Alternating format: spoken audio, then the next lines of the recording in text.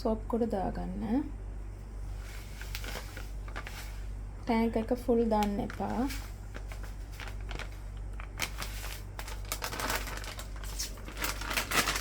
දාලා මේක මෙහෙම වහලා